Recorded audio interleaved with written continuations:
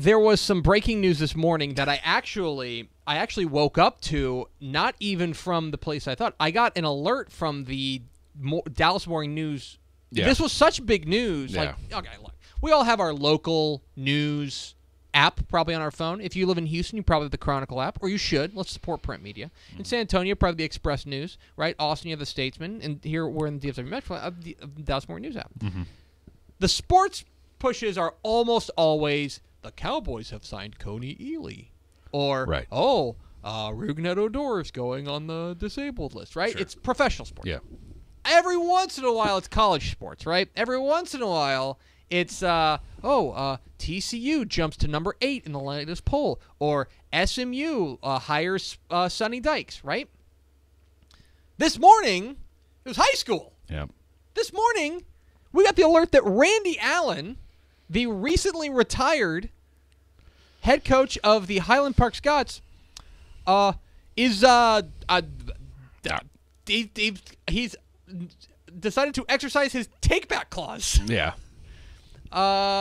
You know how sometimes you hear no take-backs? He's got take-backs. Yeah. Randy Allen's back. He will not retire. He will coach a 20th season at the helm of the Highland Park Scots. He's got some quotes in here that he's given to people saying he didn't realize how much he'd missed the players. He's been thankful for the outpouring of love. This is kind of, I mean, look, obviously, you know, if Coach Allen wants to coach, we want him to coach forever, right? Right. This is baffling in the turnaround time frame, right? It would not be a surprise if, like, if it was still open, like, let's just say they were really having trouble finding the right guy, right? They interviewed some people, and then, like, June 1 rolled around, and they still didn't have a coach. And they're like, man, what are we going to do? And then Coach Allen goes, you know what? I still got the itch. Yeah. I know you guys need it. I can scratch your back. You can scratch mine. Let's go one more year. Yeah. Right? That would have been something that, while still surprising, wouldn't have been necessarily the shock that this is. Right. For 3 weeks, it was retired. Yeah. Did he, like, go to Club Med and hate it? I don't know. Maybe he just wanted a longer vacation than he normally gets this time of year. Man, that's a super smart move, actually. It's actually pretty smart. If you'd done that. Like, what if you just said, I'm retiring, and then, like, you took 3 weeks off, and you came back and be like, refreshed, be like, you know what, I'm not retiring.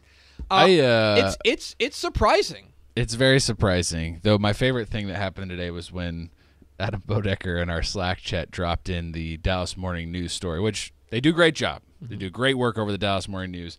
However, this one line from the story was kind of funny.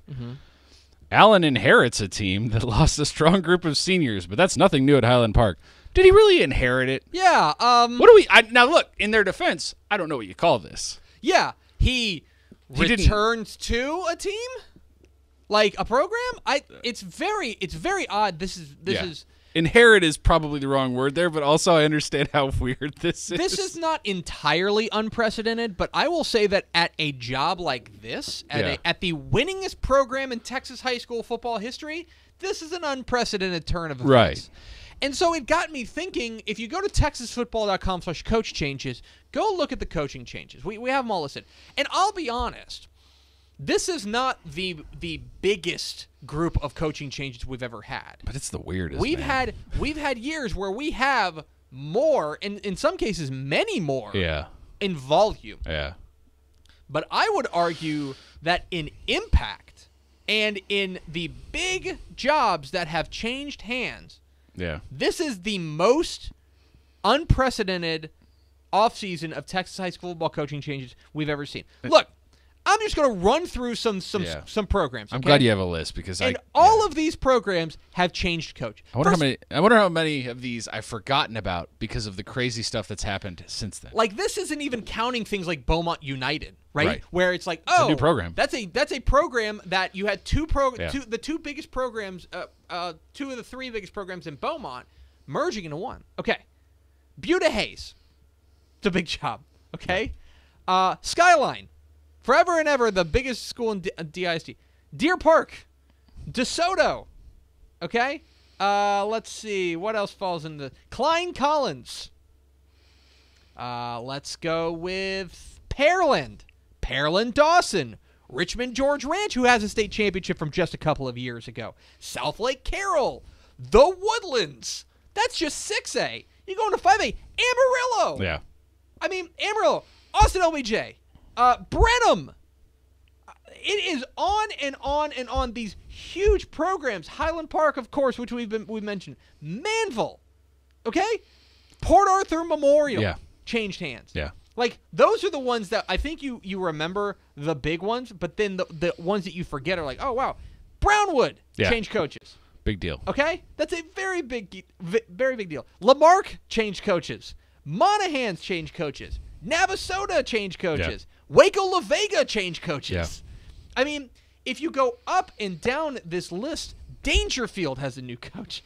It is heavy hitter after heavy hitter after heavy hitter. Richland Springs changed coaches.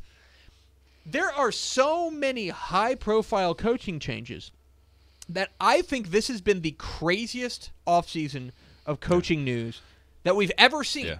And then the funniest part is Tony Blaylock made this point, and I was hoping you were going to bring it up too. This isn't even the first coach to say he was leaving and then change his mind and come back. McDowell did that at Richmond Foster. Yes. Yes. Like, it goes on and on and on, all these programs with huge pedigrees and coaches who have been there forever. Ira Ann. You probably forgot Ira Ann changed coaches. I know, right? Yeah. Kiroff retired. There are a lot of big-time coaching changes that I think this is just, I think, unprecedented, quite honestly. Yeah. And it's not normally like this. Normally what we'll have is maybe more coaching changes in volume, but maybe less high profile. There's usually one or two, right? Like Cedar Hill last year changed hands. It's like, oh man, that's a big deal. You know, I want to see what they do in their first year under a new head coach.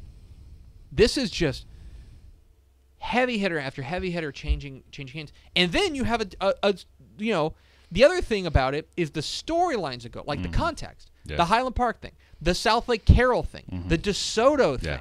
Pearland having an interim coach and then getting going and hiring a different coach. A lot of almost like drama. I hate that word, but it's like a lot more drama in this. This has been maybe the most dramatic offseason of high school football coaching changes. And it's still, like, honestly, we're probably toward the end of it, right? Like right now, as far as I can see, I believe we've only got about 30 jobs open, a little more than 30 jobs still open.